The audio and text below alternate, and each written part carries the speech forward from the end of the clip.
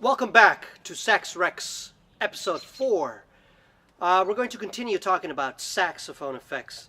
The next effect that I like to use a lot is this thing called the laugh, which you pretty much, instead of tonguing your reed with a ta sort of thing or a da, you go K-A, ka, ka, ka, ka, ka, ka, ka, ka, ka, ka, ka, and it sounds like this.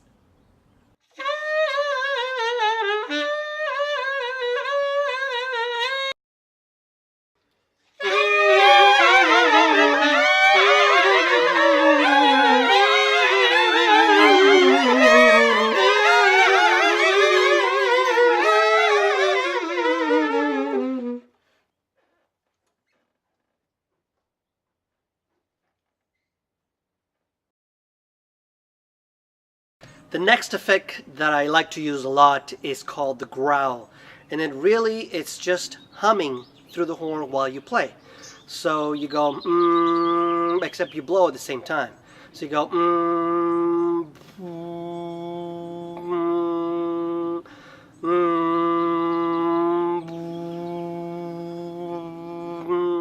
That's all it is.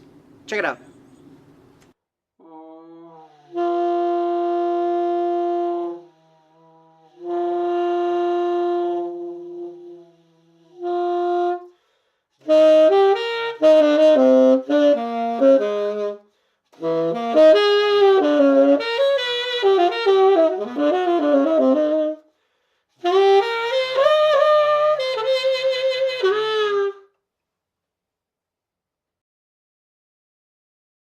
The next effect is called multiphonics, and it's pretty much playing more than one note.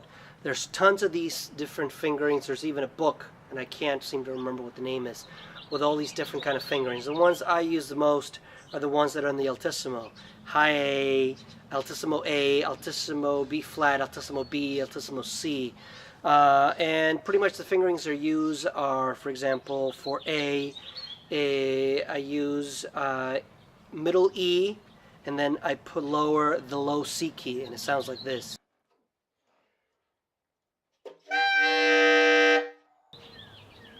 For B flat, I finger middle F with the octave key, and then again, once again, put the low C to get the B flat.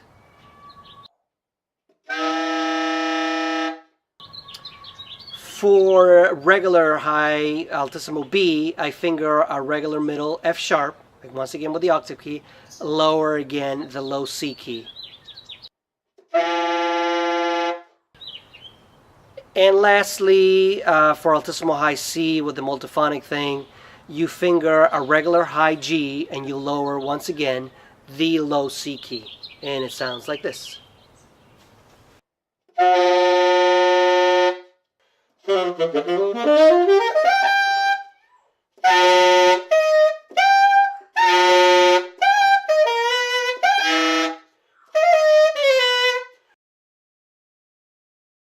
The last effect I'm going to talk today is something called false fingerings, which is pretty much to play a note using a fingering different from what you would normally use in order to play the note.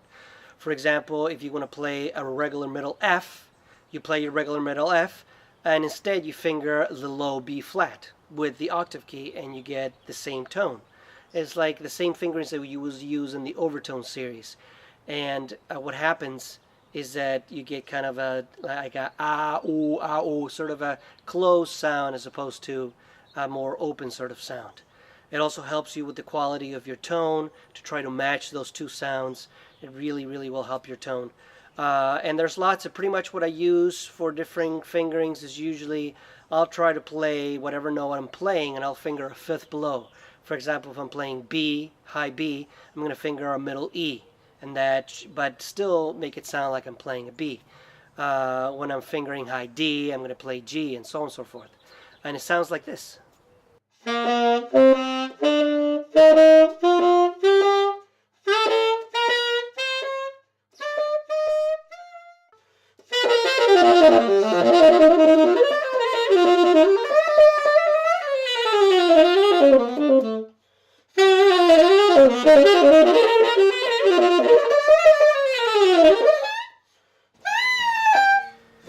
Remember to experiment to find what works best for you.